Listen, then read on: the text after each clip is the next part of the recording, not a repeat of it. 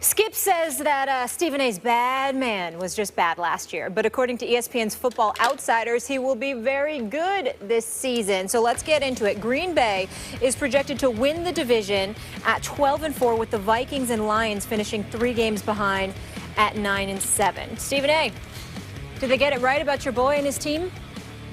Of course they did. I mean, there's nothing to talk about here. I mean, first of all, Chicago has Jay Cutler as their quarterback. Enough said. The Lions are in flux. I don't know if they'll win 5 games this year. I know they won 7 last year, coming on strong, but I thought it was a bit fluky with Megatron having retired and Golden Tate is your primary option. I'm just not sure about that right now, even though Amir Abdullah is somebody that I find impressive, but I think he's an undersized running back in terms of durability as it pertains to how many times he'll touch the football. I'm just not sure about that. So now we go to Minnesota and Green Bay. I know Minnesota was impressive. It helped that it was freezing temperatures that assisted them because they were playing in weather in Seattle against Seattle in the playoffs that, as far as I'm concerned, even though it's football, no human being should be allowed to play in as far as I'm concerned. That's how cold it was, all right? But nevertheless, you look at a guy like Teddy Bridgewater. Adrian Peterson is an absolute stud. We know that. But Teddy Bridgewater is a relatively pedestrian quarterback. He'll keep the mistakes to a minimum, but is he a game-breaking kind of quarterback? No. And I think ultimately that's what it's going to take to upend the Green Bay Packers and Aaron Rodgers. Jordy Nelson is coming back. Eddie Lacy is no longer fat. He's lost his weight, doesn't walk around with a pot belly looking all rotund or anything like that. He's back in shape and focused. I think he'll be better for it. Him, Jordy Nelson, Randall Cobb, Richard Rodgers is your tight end, a relatively decent offensive line. You're not going to experiment with Clay Matthews at the middle linebacker spot anymore. You're going to unleash him probably from the weak linebacker spot and make him do some damage there. I just think that when you're looking at Green Bay and you're looking at a stud like Aaron Rodgers and you recognize the fact that it's the most important position in the game, you give anybody in that position an edge in their division. But then when you talk about Aaron Rodgers, how can you avoid saying, and say it with me, Skip, he's a bad man, okay? Sorry. Because he's so bad. Because he's so bad. Understand this. He's so bad that 31 touchdowns, 8 interceptions, and a QBR of 64 last season actually was a down year for him. That's how bad he is. And so I look at it and I'm saying to myself, let me get this straight. Teddy Bridgewater, Matthew Stafford, and Jay Cutler as your competition, and I'm supposed to be worried about Green Bay losing the division? Please, let's move on. Well, I give you this. The receiver that made Aaron Rodgers should be back, and he should be healthy, and Jordy Nelson. So maybe Aaron will be back because Jordy's back.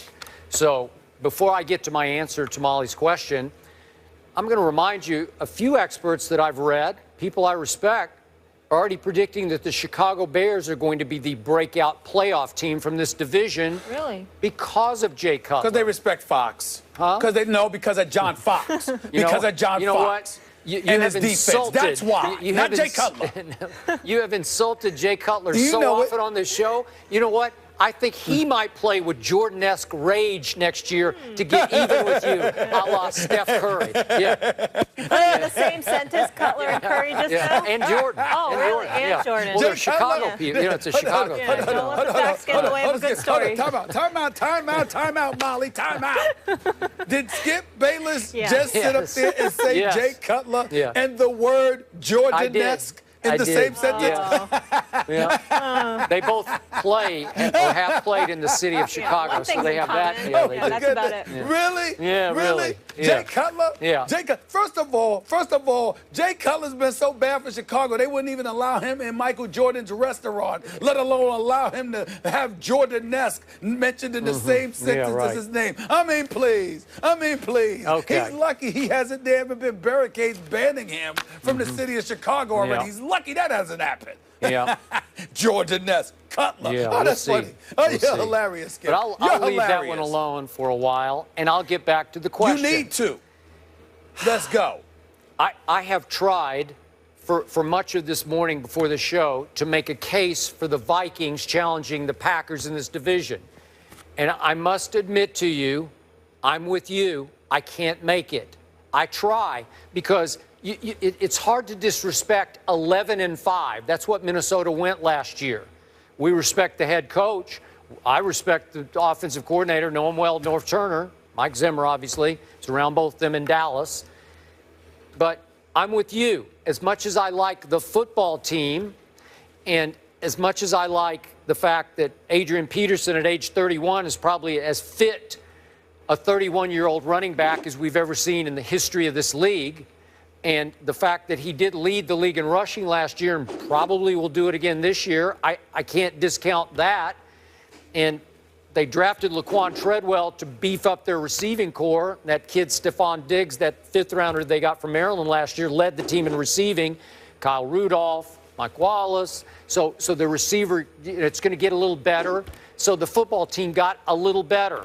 They obviously, to your point, it was North Pole cold, but in that playoff game, Teddy Bridgewater was really good down the stretch. You got to give this to him. I know it was freezing cold and conditions that no human should play football in, but he led them down the field, throwing mostly to Rudolph, and got them in position, and Blair Witch Project blew the chip shot field goal, or they would have beaten Seattle in a playoff game. So that's the perspective, but I'm with you. When I watch Teddy Bridgewater, I just see the basic, and I know it's sort of damning with faint praise, but it's the game manager. He averaged 202 yards passing a game last year.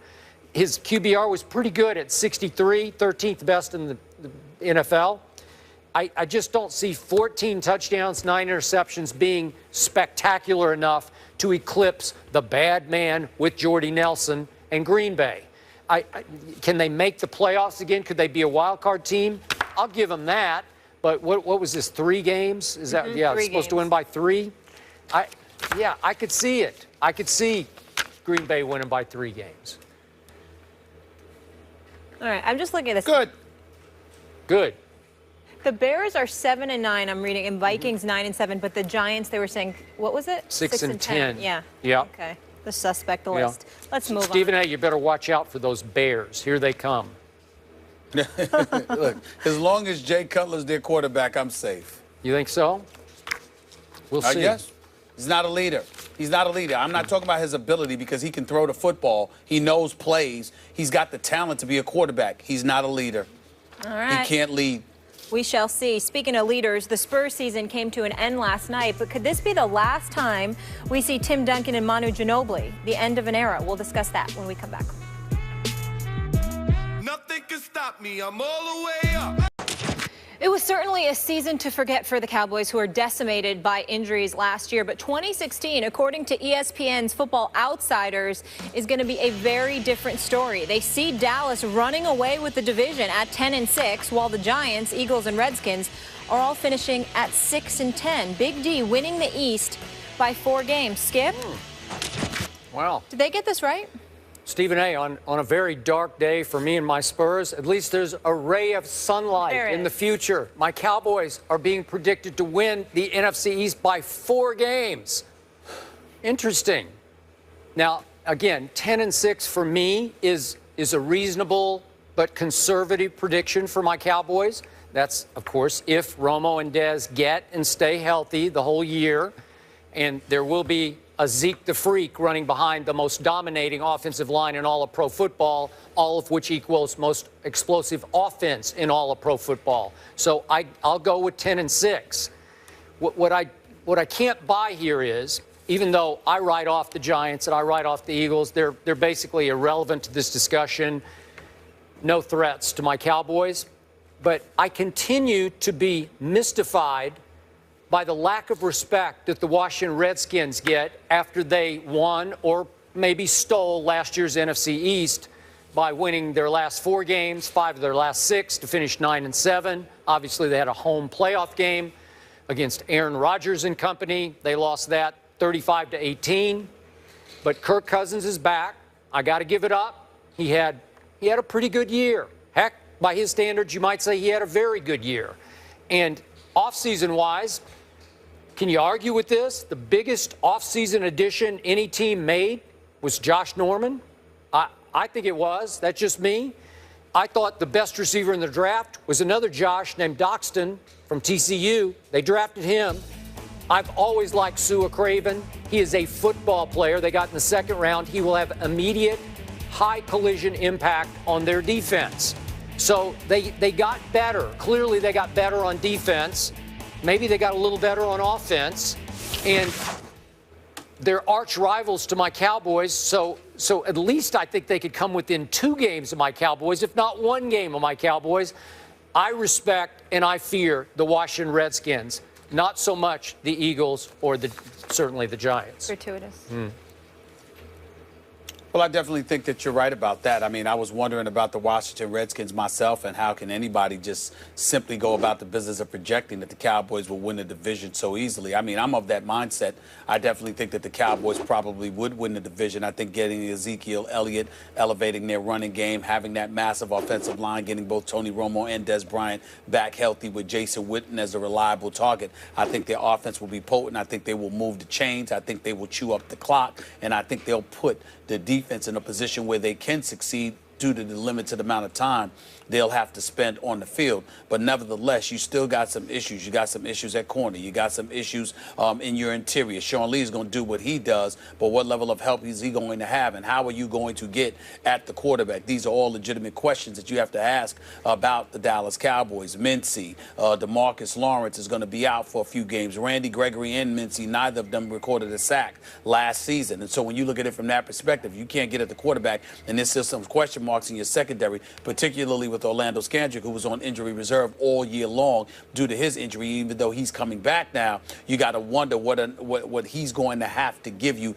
at least initially. I expect Dallas's defense to be relatively suspect. As a result, I think that makes the NFC East highly competitive, because I don't think that the Redskins are necessarily going to fade into the twilight. Do I think they're going to be a juggernaut? No, because I don't think that Kirk Cousins is all of that. I'm really, really getting sick and tired. I told you I got sick and tired of hearing them say, you like that, you like that. I don't want to hear that from him. You know, you're not a winner enough yet to be saying stuff like that. He can play. He's no scrub, but he still has a lot to prove. And 1 year doesn't necessarily get it done. But in the end, he did have a pretty good year last year. You did elevate your receiving court with the draft. You still got Garcon and Deshaun Jackson. Alfred Morris is gone. I'm wondering about your running game right now, but I expect your defense to be better. So when I look at it from that perspective, I expect the Redskins and the Dallas Cowboys to be battling for supremacy in the East. I'd give the Dallas Cowboys a slight edge because their offense is that explosive. But anything can happen when it comes to them compared to the Redskins. So I don't understand for the life of me how the Redskins are so summarily dismissed, and everybody wants to elevate the Giants and, of course, the Philadelphia Eagles, especially the Eagles. I mean, right now, I don't see any reason to believe why the Eagles won't come in last place in the NFC East. I agree. Which brings us back to the New York Football Giants. Would you agree it does not bode well for one GM, Jerry Reese, that this prediction has them finishing 6-10 after almost $200 million was spent on 3 free agents? What's that guy's name? Olivier Vernon? Vernon Olivier? What's his name? Yeah, one of those guys. Yeah. Jenkins. That's right. Damon Harrison. I can't remember. What's the coach's name again? The guy. Ben McAdoo. Ben McAdoo. I don't think Jerry Reese is concerned about ESPN Football Outsiders, to be honest with you. Well, not just that. Not just that. No, he shouldn't be. And here's why, Skip, because usually when the Giants have been most successful in recent memory, it was when these predictions have been made. So if I'm Jerry Reese, I'm happy about the gloom and doom predictions, because that's usually when the Giants have excelled. And that's why he survived so long, because when people have counted them out and summarily dismissed the Giants is when they've stepped up and responded and ultimately won two Super Bowl titles. Not one, but 2. So if you're Jerry Reese, you get to fall back on that and say, paid no attention to the prognosticators, because what do they mean? What do they know? They predicted this, they predicted that, and it didn't work effectively against us. It's when people are quiet or have expectations for the Giants that Jerry Reese and the Giants need to be concerned, because it's rare that they've lived up to them. But they usually live up, they usually knock down prognosticators with their negativity. When people assume that the Giants are going to stink, is when they don't. I'm going to assume they're going to stink. And I'm also going to point out those 3 free agents, almost $200 million in investment. They don't share a single Pro Bowl or a single playoff game among the 3 of them. I don't know about that. I'm not sure you can sell me that on negativity or positivity or whatever you want to do. I'm not sure they're going to come out of nowhere next year with that bunch. Do you like the Cowboys defense better? I like the Cowboys' offense a lot better because it's going to lead the NFL in ball control the way it did 2 years ago. It will control the clock, 40 minutes to 20 minutes. That's what I see. We done here? Okay. Great way to Yes, we are. dodge that question. All right. A correct way. The NFC East up for grabs as always. There hasn't been a repeat champion the last 11 years. So after losing to the Warriors in the NBA Finals, is LeBron throwing shade Golden State's way? We'll react to the latest after the break.